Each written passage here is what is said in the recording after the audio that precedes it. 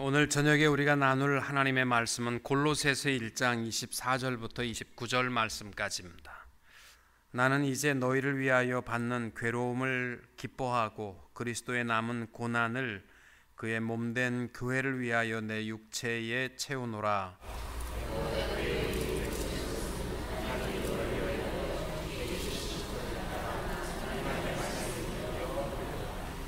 이 비밀은 만세와 만대로부터 감추어졌던 것인데 이제는 그의 성도들에게 나타났고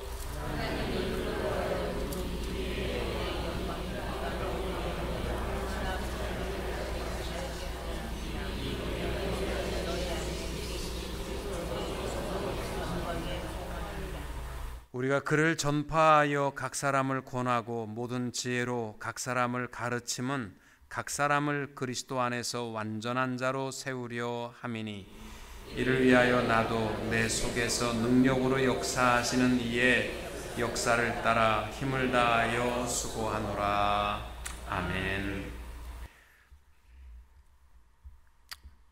종교개혁주의를 앞에 두고 오늘 저녁에 우리가 함께 나눌 말씀은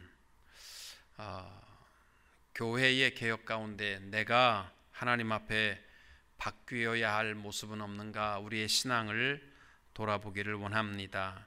사도 바울은 그가 옥중에서 언제 죽을지 모르지만 여러 그러한 취약한 환경 속에서도 에베소서, 빌립보서, 골로새서를 보게 되면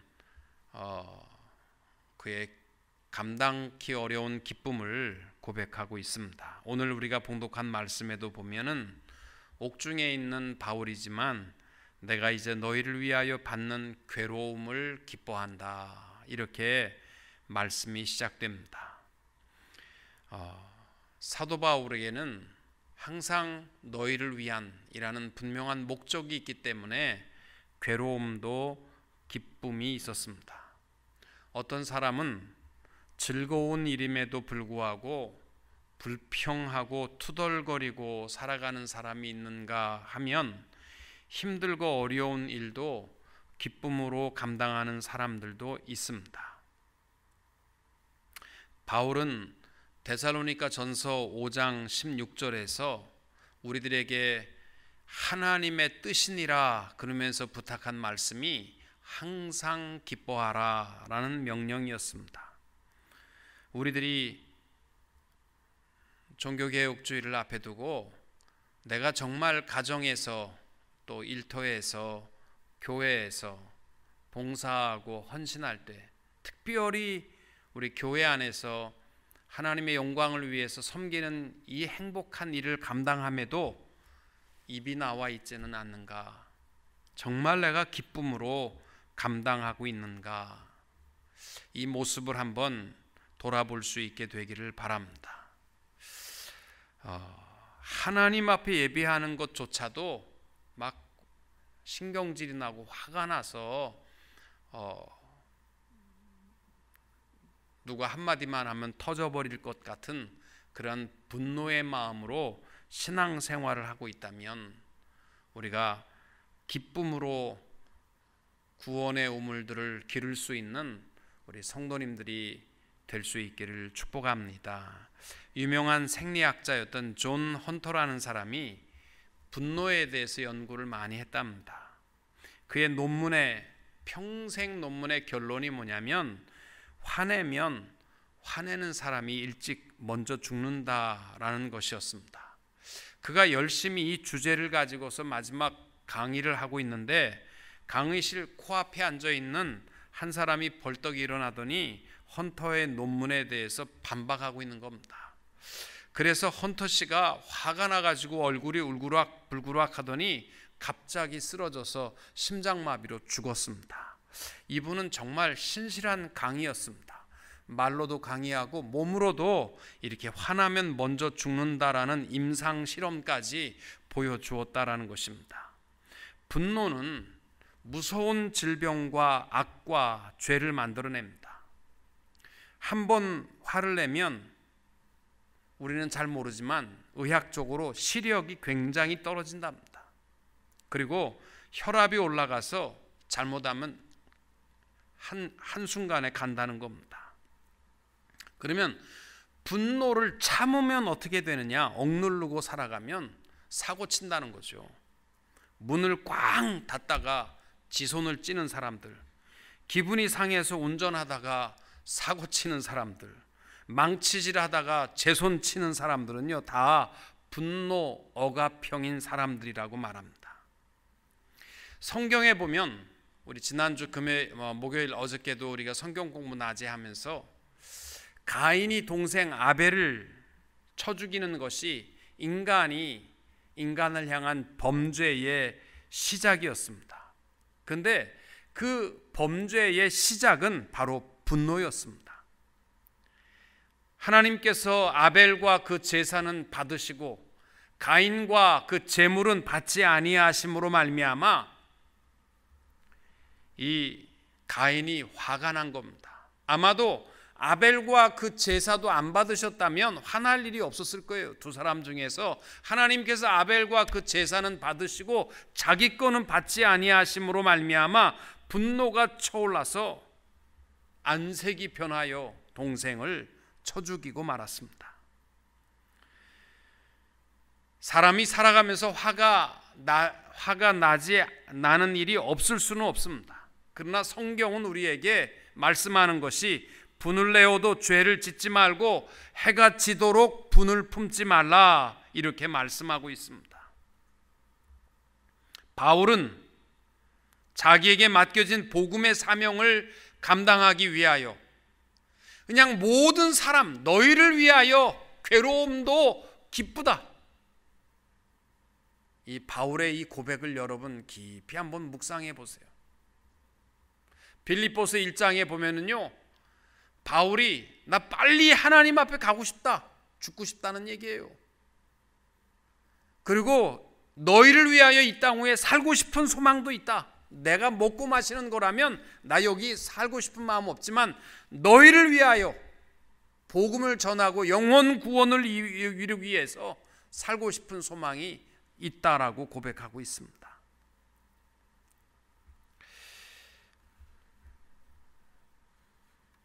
바울은 오늘 본문에서 기쁨으로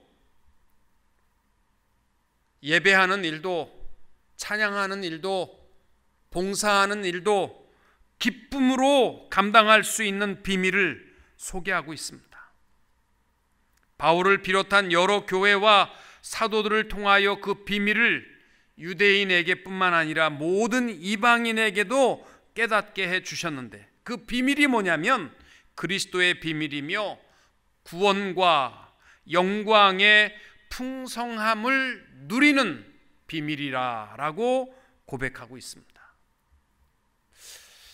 오늘 저녁에 여러분이 금요일 날 저녁에 각자의 삶의 현장에서 열심히 뛰고 저녁도 굶고 오신 분들도 계실 겁니다. 허둥지둥 밥을 먹고 오신 분도 계실 겁니다. 피곤하죠. 찬양을 해도 기도를 해도 그저 아무런 기쁨 없이, 여러분 그러한 예배와 찬양을 주님이 받으시리라고 생각을 하신다면 착각이십니다. 우리는 기쁨 없이 예배하고 기쁨 없이 봉사하고 이런데 너무 익숙해져 있습니다. 바울이 고백하고 있는 이 그리스도의 비밀, 구원과 영광의 풍성함을 누리는 이 비밀을 깨닫고 기쁨으로 우리 남은 생에 하나님 앞에 예배하고 봉사하고 가정에서나 일터에서나 특별히 교회에서 내게 주어진 모든 일을 감당할 때 기쁨으로 감당해 나갈 수 있는 성도님들이 될 수 있기를 축복합니다. 바울이 특별히 기쁨으로, 괴로움도 기쁨이 될 수 있는 근본적 이유는 그리스도의 남은 고난을 내게 채운다라고 고백하고 있습니다. 여러분, 그리스도의 남은 고난이 뭡니까? 천주교회에서는요, 예수 그리스도의 이 남은 고난을 바울이 내가 채운다라고 말하는 걸 보면 예수 그리스도의 속죄적 고난이 불충분하다 이렇게 말하고 있습니다. 그러니까 죄의 속죄를 위해서 이루기 위해서는 흘리신 그리스도의 보혈의 피로는 부족하고, 그래서 성도들이 이 노력하고 행위로 애를 써서 은공을 세워야만 구원의 조건을 이룰 수 있다라고 말합니다. 그러한 뜻이라고 생각하십니까? 그리스도의 남은 고난을 내 육체에 채운다라는 이 말씀은 속죄의 불충분에 대한 이야기가 아닙니다. 예수님은 십자가에서 마지막 숨을 거두시면서 선포하신 말씀이 다 이루었다. 이것은 인류의 속죄와 구원의 완성에 대해서는 십자가로 완성된 줄로 믿습니다. 예수의 피 밖에는 우리의 더러운 죄를 씻는 것이 우리의 공로가 없습니다. 예수의 피밖에 없습니다. 아무리 고행과 선행을 많이 행했다 할지라도 우리의 죄를 스스로 씻는 일은 없습니다. 본문에서 바울이 고백하고 있는 그리스도의 남은 고난을 내 몸에 채운다라는 것은 뭐냐면, 그의 몸 대신 교회가 사랑으로 짊어져야 할 고난과 어려운 것들은 기꺼이 내가 감당한다라는 수고와 눈물과 땀 흘림, 예수 그리스도의 완전한 속죄의 보혈의 피를 증거하는 일에 있어서만큼은 기쁨으로 감당하겠다는 것입니다. 오늘 아침에도 우리가 마가복음 말씀을 함께 나누었습니다. 마가복음 9장 말씀을 오늘 아침에 새벽에 나누었는데, 예수님께서 3명의 제자를 데리고 변화산상에 올라가셨습니다. 그리고 예수님께서는 이 3명의 제자에게 영광스러운 변화된 모습을, 광채나는 예수님의 모습을 보여주셨습니다. 그 이유는 뭐냐면, 감탄하기 위해서 보여주신 것이 아니고, 이제 앞으로 있게 될 십자가의 고난, 그게 끝이 아니라 영광스러운 변형된 모습을, 부활의 모습을 미리 보여주셨습니다. 근데 제자들이 예수님의 말씀하시고자 하는 그 의미는 깨닫지 못했기 때문에 베드로가 고백한 말이, 여기다 초막 텐트 3개 짓고 여기서 바람 맞고 좀 살았으면 좋겠습니다. 이렇게 고백한 이유가 뭘까? 고난의 십자가에 대해서 전혀 준비되어 있지 않기 때문에 주님이 말씀하는 것을 깨달을 길이 없었다는 겁니다. 여러분, 우리가 예수 믿는다는 게 다른 게 아니에요. 십자가의 고난에 대해서 내가 깨달아야만 영광스러운 면류관의 승리를 맛볼 수 있게 되는 줄로 믿습니다. 저녁에 저만 외치는데 이게 무슨 뜻이냐면요, 오늘날 많은 예수 믿는 사람들이요, 고난에 대해서는 아무것도 준비가 안 돼 있어요. 힘들고 어려운 일에 대해서는 안 하려고 합니다. 조금 내가 희생하고, 내 물질을 희생하고, 내 시간을 내야 되고, 내가 돈벌이 하는 거 손해보지 않으려고 하고, 아무런 고난이 준비되어 있지 않고, 고난은 남들이 하고 영광은 내가 누리고, 그러다 보니까 주님의 영광스러운 변화된 모습을 봐도 그 의미가 무엇인지 깨달을 수 없습니다.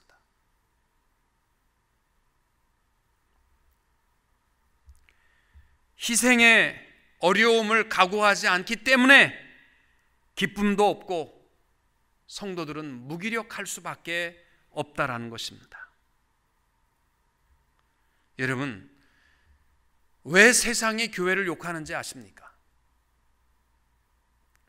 세상이 교회를 향하여 조롱하고 비난하는 이유가 뭐냐면, 교회가 교회답도록 희생에 대해서 각오하라는 거예요. 고난과 미움과 막힌 담을 내가 희생하지 않고 무너지는 길은 없습니다. 한번 생각해 보세요. 악에 대해서 악으로 이길 수 있는 길이 있다고 생각하십니까? 없습니다. 세상의 모든 악한 사슬을 끊을 수 있는 것은 교회고 성도들인데, 성도들이 감당해야 할 것은 고난의 십자가를 결단할 때에 기꺼이 기쁨으로 감당할 수 있을 뿐만이 아니라 우리의 모든 막힌 담을 헐어버릴 수 있게 되는 줄로 믿습니다. 여러분, 그 얘기 알잖아요. 한 시골에 수박 농사를 짓는 농부가 살았습니다. 땀 흘려서 열심히 가꾼 결과 풍성한 수박이 주렁주렁 열렸습니다. 그런데 고민이 하나 생겼는데, 아무리 수박밭을 24시간 지키려고 해도요, 아침이 되고 나면 그 튼튼한 큰 수박이 몇 통씩 없어지는 거예요. 너무너무 속이 상한 거예요. 이렇게 열심히 자기가 노력했는데 훔쳐가니까. 그래서 이 주인이 이국리 저국리를 하다가 멋진 묘안 하나를 생각해냈습니다. 주사기 속에 농약을 넣어서 수박 한 통에다가 딱 농약을 넣어놓은 겁니다. 그리고는 수박밭 입구에다가 경고문을 붙여놨습니다. 이 수박밭에 수박 한 통에는 농약이 들어있음, 먹다가 죽어도 책임 안 짐, 주인 100. 너무 멋진 아이디어 아닙니까? 그랬더니 그 다음날 도둑놈이 옆에다가 경고문 하나 더 붙여놨습니다. 이 수박밭에 있는 수박들 가운데 2통의 농약이 들어있음. 그 하나는, 한 통은 주인이 알고 있고 한 통은 내가 알고 있음. 그러면 다 팔아먹었잖아요. 그거 어떻게 하겠어요? 여러분, 사랑이 이깁니다. 십자가가 이깁니다. 믿으십니까? 여러분, 교회에도 보면요, 쉬운 것만 골라서 하려고 하는 분들이 있어요. 참 기쁨 없습니다.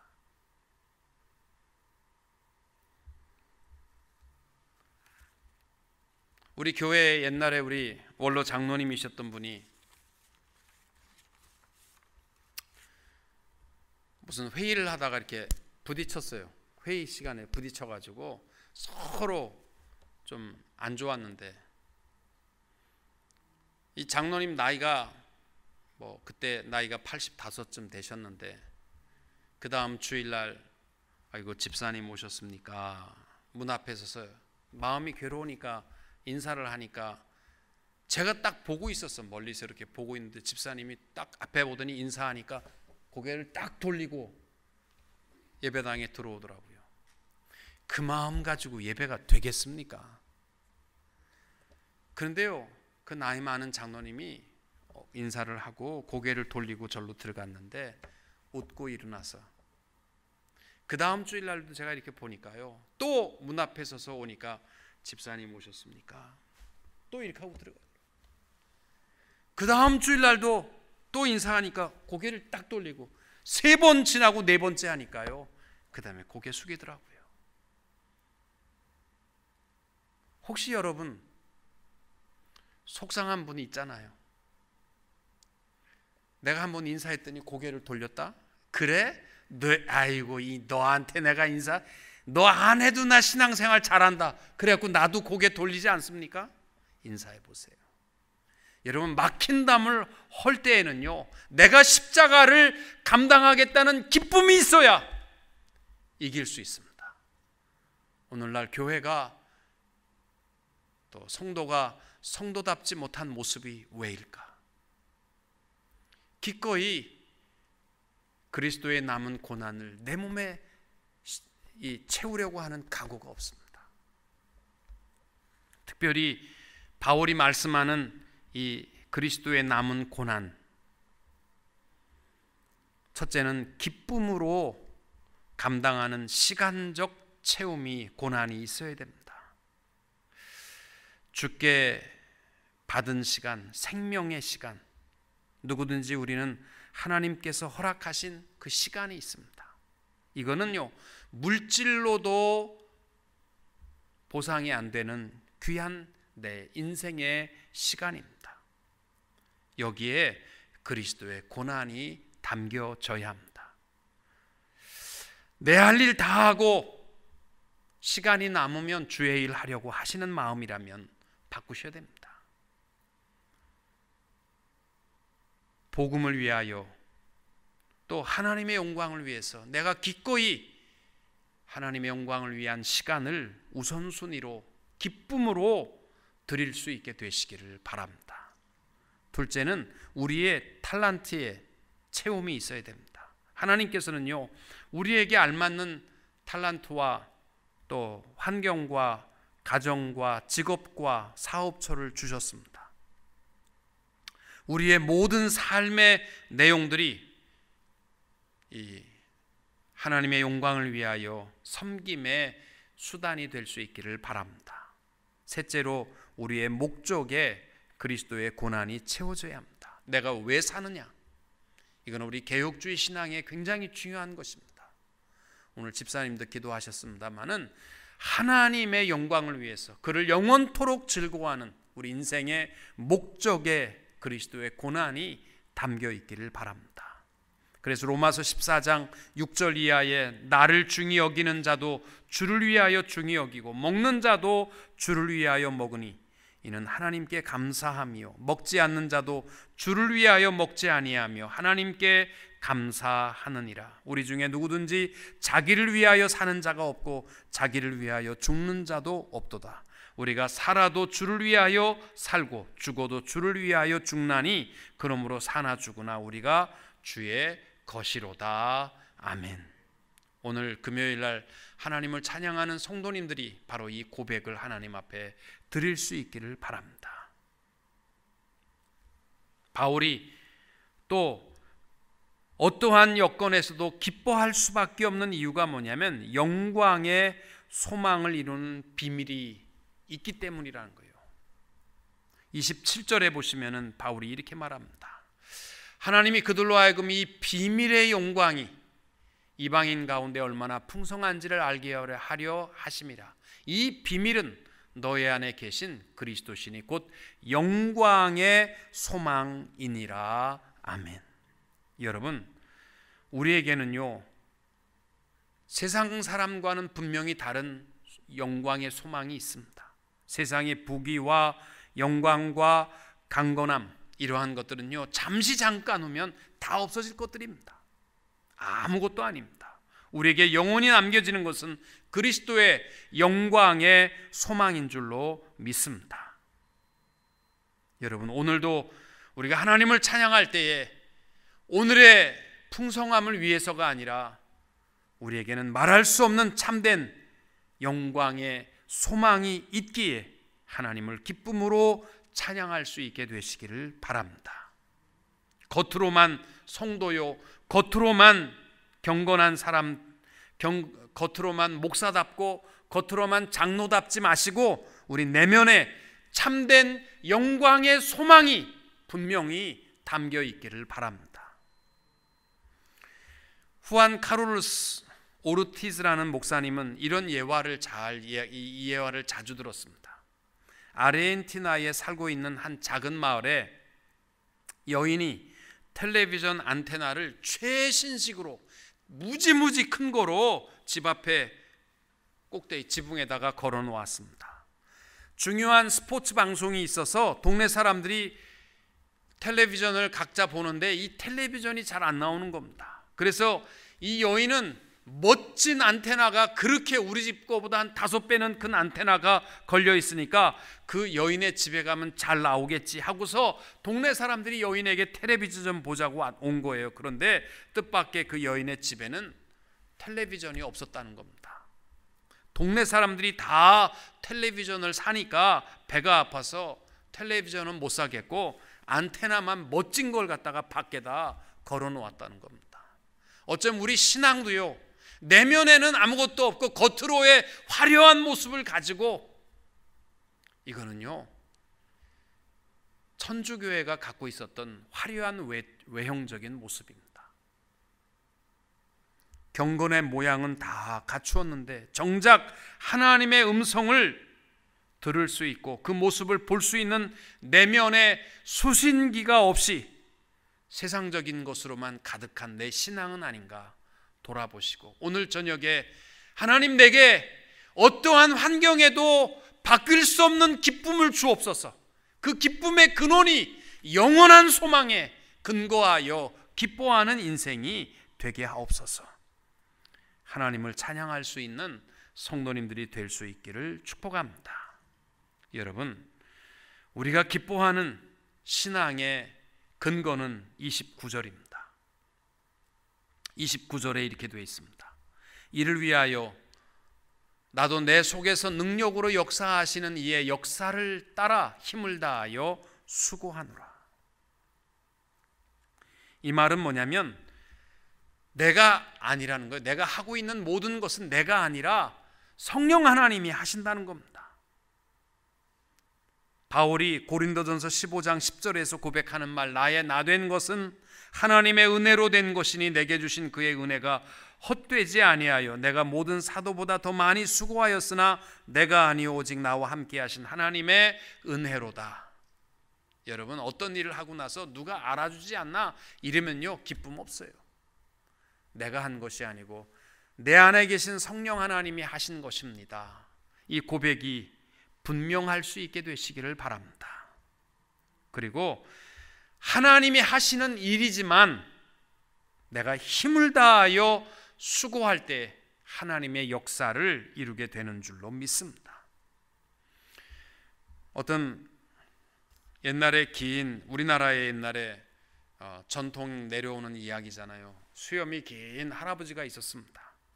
하루는 손자 꼬마아이가 와서 할아버지 한 가지 물어봐도 돼? 뭐냐? 할아버지, 혹시 잘 때 이 수염은 이불 안에다 놓고 자, 이불 밖에다 내놓고 자? 그런데 가만히 생각해 보니까 자기가 수염을 내놓고 자는지 안에다 넣고 자는지 기억이 안 되는 거. 그래서 모르겠다, 내가 오늘 밤 지나고 내일 아침에 얘기해 줄게. 그리고 저녁에 누워서 자려고 보니까 수염을 밖에 내놔도 뭔가 좀 자꾸 어색하고 수염을 이불 안에 들어가도 뭔가 좀 답답한 거예요. 그래서 밤새도록 불편해서 이 수염을 밖에 내놓고 잤나, 내가 안에다 넣고 잤나, 이것 때문에 괴로워하다가 그 다음날 깎아버렸다는 겁니다.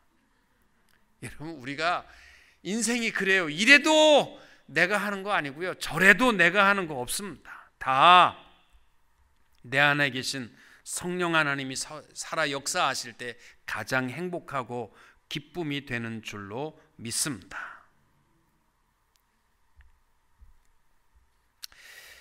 미국의 밥 포드라는 사람이 하프타임이라는 이 유명한 책을 베스트셀러로 미국 사람들이 많이 읽었습니다. 그 책에서 인생을 하나의 스포츠 경기로 비유해서 말씀하고 있습니다. 그리고 이미 인생의 전반전을 치르고 이제 후반전만 남겨놓고 있는 사람들이 앞으로 어떻게 살아야 할 것인가에 대한 질문에 대답을 하고 있는 것이 그 책의 중요한 내용입니다. 인생이 여름철의 벼와 같다면 지금은 어떤 비료를 뿌려야 농사에 실패하지 않고 풍성한 추수를 기대할 수 있을 것인가의 문제입니다. 이 버포드가 이런 말을 합니다. 인생의 후반전이 여러분 몇 살부터라고 생각하십니까? 인생의 후반전이 한 65쯤 될 것 같아요. 이분이 하는 말은요, 성경에 근거해서 하는 거죠. 인생이 70이니까 인생의 후반전은 35부터랍니다. 그래서 35부터 잘 살아야 되겠다, 부자로 살아야 되겠다, 이건 어리석한 인생이라는 겁니다. 인생의 후반전에는요, 가치 있는 일, 의미 있는 일로 전환하라라고 인생 개혁을 조언하고 있습니다. 여러분, 부자로 사는 것이 인생의 성공 아니잖아요. 가치 있는 내 인생을 마무리하려면요, 추수를 기대한다면 의미 있고 뜻 있는 열매를 맺을 수 있어야 됩니다. 오늘 저녁에 참석하신 분들이 다 35은 이상 되신 것 같은데 우리 인생의 후반전입니다. 우리 가치 있는 인생의 전환점을 가지고 전반전은 그저 내가 먹고 살고 잘 살기 위한 목적으로 살았다면 이제 인생의 후반전은 가치 있는 일을 목적으로 하여 성숙할 수 있게 되기를 원합니다. 여러분, 이 인생이요, 농사와 같다라고 말합니다. 뿌리를 내리는 시간이 있고 또 성장하는 시기가 있고 열매를 맺어야 하는 시기가 있고 인생도 마찬가지예요. 신앙생활에 있어서 뿌리 내려야 할 시간이 있고요, 성장해야 할 시간이 있고 열매를 맺어야 할 시간이 있습니다. 이때를 분별할 수 있고 감당하는 것이 지혜자요. 그 때를 놓치면요 아무것도 할 수 없습니다. 저는 교회에서 많은 분들이 교회를 떠나면서 그런 얘기를 합니다. 목사님 정말 죄송합니다. 내가 뿌리를 내려야 할 시간을 놓쳤습니다. 내가 자라가야 할 시간을 놓쳤습니다. 조금 있다가 자라면 되지 뭐. 조금 있다가 뿌리를 내리면 되지 뭐. 이러다가 뿌리 내리고 자라야 할 시간을 놓쳤습니다. 내가 열매를 맺어야 할 시간을 놓쳤습니다. 그러면요 감당하기 어렵습니다. 여러분, 우리 교회 신앙생활을 같이 할 것 같으면 그저 시간이 지나면 자동적으로 자라겠지, 자동적으로 열매 맺고 자동적으로 뭔가 이루겠지. 아닙니다. 뿌리를 내려야 할 때를 놓치지 마시고, 내가 성장해야 할 시기를 놓치지 마시고, 내가 맺어야 할 열매의 시기를 놓치지 마시고, 가치 있는 우리 인생의 열매를 맺으며 함께 개혁주의 신앙으로 기쁨으로 주의 일을 감당할 수 있는 성도님들이 다 되시기를 주님의 이름으로 축원합니다.